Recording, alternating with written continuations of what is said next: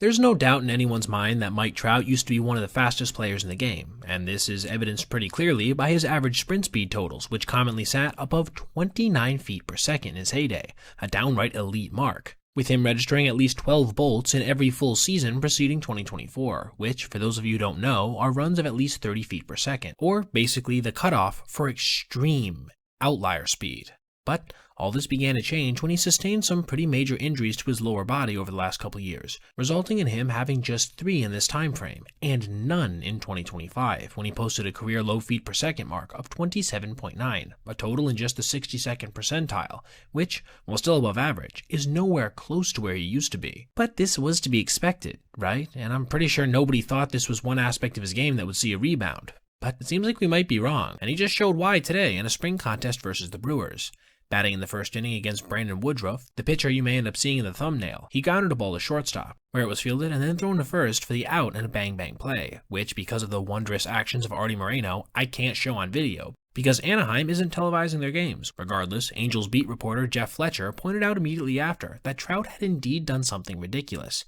hitting that elite threshold of 30.0 feet per second, a bolt, which he himself had said that he would do in the previous week. Now, while I show you some prime Mike Trout infield hits as my B-roll, I want to briefly discuss why this is more significant than just simply being a rebound for him personally, as when you consider his advanced age of nearly 35 years old, it becomes vanishingly rare. In fact, amongst all players who registered at least 1 bolt last year, there were only 3 that were over the age of 34, being Jose Altuve, Michael A. Taylor, and Travis Jankowski, and none of these guys have dealt with anywhere near the volume of total injuries that Mike has, and all are much smaller than his muscular 6'1", 235-pound frame, making this one of the more ridiculous low-key feats of the entire spring so far, one that I personally would have thought coming into 2026 was basically impossible. Before we go as well, I want to address the fact that I had to delete some videos that were covering the WBC, because unfortunately my fellow creator in the space, Fuzzy, had a strike thrown up on his channel from somebody in the content management sphere for the tournament, so it doesn't seem like I'll be able to cover this unless the situation gets resolved.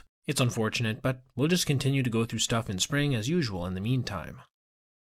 Alright everybody, if you made it this far, I appreciate you watching, and if you did, consider checking out any of these other videos on your screen right now for other content just like this. Also, if you ever see anything you'd like to see me detail in the video, feel free to reach out to my email, basebpoet@gmail.com, and if I end up using your idea, I'll give you a shout out. Thanks for watching. Have a great rest of your day.